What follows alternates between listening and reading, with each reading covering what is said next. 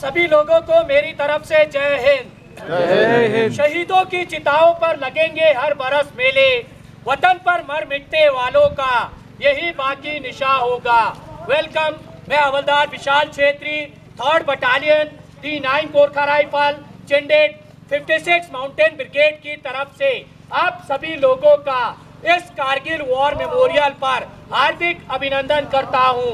यह Kargil war memorial Kargil शहीदों की याद में नवंबर 2004 को बनाया गया था। इस कारगिल वॉर मेमोरियल को द्रास सेक्टर में बनाने का मुख्य कारण यह था कि कारगिल युद्ध का एक बड़ा भाग द्रास सेक्टर में ही लड़ा गया था। इसके अलावा आप लोग जिस स्थान पर खड़े हैं, यहाँ से उन पहाड़ियों की चंद एक चोटियां नजर आती है जहाँ पर पाकिस्तानी आर्मी अपना कब्जा जमाए बैठी थी, जिनके नाम इस प्रकार है। आपके सामने जो पहाड़ी दिखाई दे रही है, नाम तोलोलिंग। अगर आप लोग अपनी नजर थोड़ा बाएं की ओर स्काईलाइन पर ले जाए तो सबसे ऊंचा टॉप दिखाई देगा, नाम तोलोलिंग टॉप। तोलोलिंग टॉप से बाएं की ओर बढ़ता हुआ इस पर अगर आप लोग अपनी नजर पूरा बाएं की ओर स्काईलाइन पर ले जाएं तो दो नोकीली चोटियां दिखाई देंगी। दाहिने वाली नोकीली चोटी नाम टाइगर हिल। टाइगर हिल से बाएं की ओर बढ़ता हुआ इस पर उसी स्पर पर दूसरी नोकीली चोटी नाम राइनो हॉर्न। टाइगर हिल और राइनो हॉर्न के बीच चंद एक पोस्ट है जो यहाँ से दिखाई नहीं देते, जिनके नाम इस प्रकार है, इंडिया गेट, हेलमेट टॉप, शिवलिंग पोस्ट और रॉकी नॉब। वापस राइनो हॉर्न। राइनो हॉर्न से बाएं की ओर बढ़ता हुआ इस पर सबसे बाएं वाला ऊंचा टॉप जो फार डिस्टेंस पर दिखाई दे रहा है, नाम 0.4875। 0.4875 को हम बत्रा टॉप के नाम से भी जानते हैं, क्योंकि कैप्टन विक्रम बत्रा यहाँ दुश्मनों से लड़ते हुए 20 को प्राप्त हुए थे।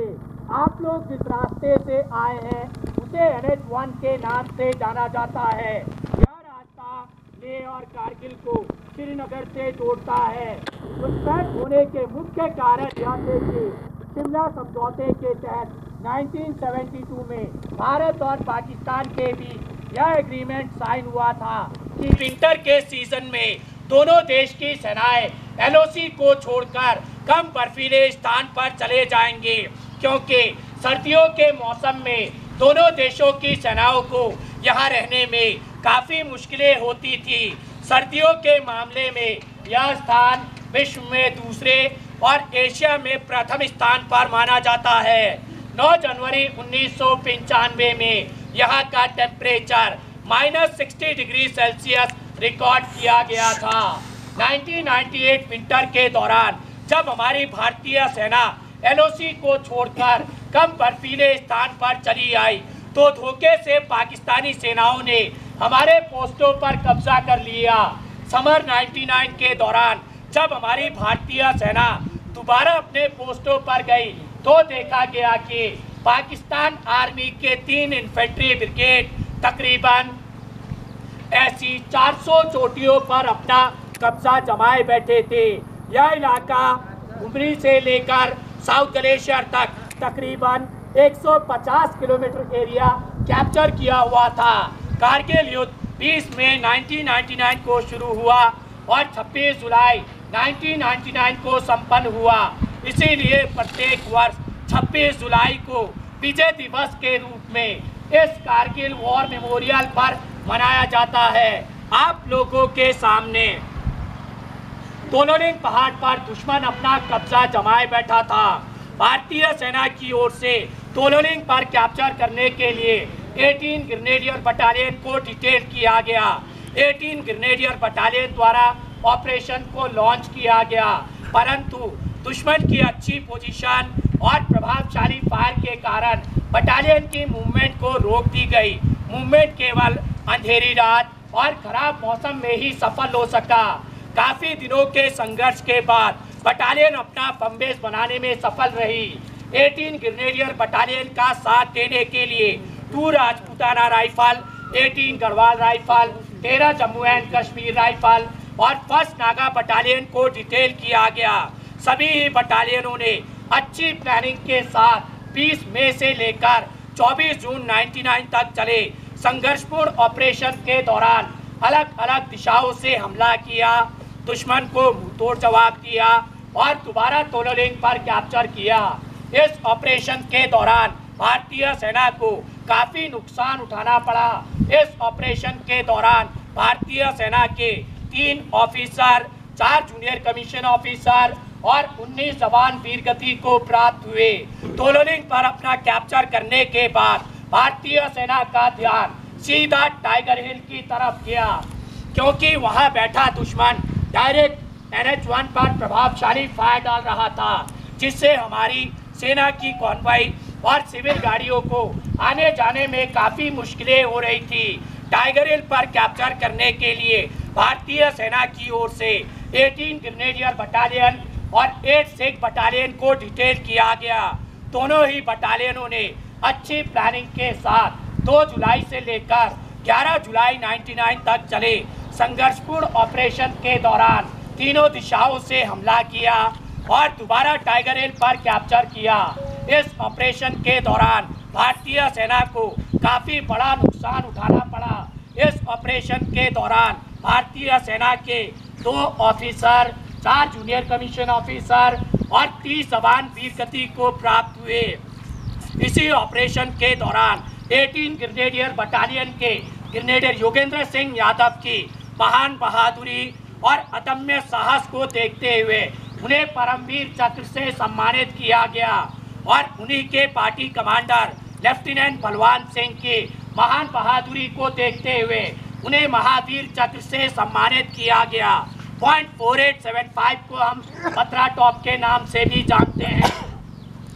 कैप्टन विक्रम बत्रा की महान बहादुरी को देखते हुए उन्हीं की battalion 13 Jammu and Kashmir rifle को पॉइंट 4875 पर कैप्चर करने के लिए डिटेल किया गया और उसी के दूसरे फीचर पिंपल 1, पिंपल 2 और वेलबेक पर कैप्चर करने के लिए 17 जाट बटालियन को डिटेल किया गया और ट्विन बम पर कैप्चर करने के लिए 2 नागा बटालियन को डिटेल किया गया। तीनों ही बटालियनों ने अच्छी प्लानिंग के साथ 4 जुलाई से लेकर 7 जुलाई 99 तक चले संघर्षपूर्ण ऑपरेशन के दौरान चारों दिशाओं से हमला किया, दुश्मन को तोड़ जवाब दिया और दोबारा तीनों पोस्टों पर कैप्चर किया। इस ऑपरेशन के दौरान भारतीय सेना को काफ़ी बड़ा नुकसान उठाना पड़ा। इस ऑपरेशन के दौरान भारतीय सेना के 3 ऑफिसर और 27 जवान वीरगति को प्राप्त हुए। इसी ऑपरेशन के दौरान कैप्टन विक्रम बत्रा की महान बहादुरी और अदम्य साहस को देखते हुए उन्हें मरणोपरांत परमवीर चक्र से सम्मानित किया गया और उन्हीं की बटालियन के राइफलमैन संजय कुमार की महान बहादुरी और अदम्य साहस को देखते हुए उन्हें भी परमवीर चक्र से सम्मानित किया गया और कैप्टन अनुज नायर की महान बहादुरी को देखते हुए उन्हें मरणोपरांत महावीर चक्र से सम्मानित किया गया।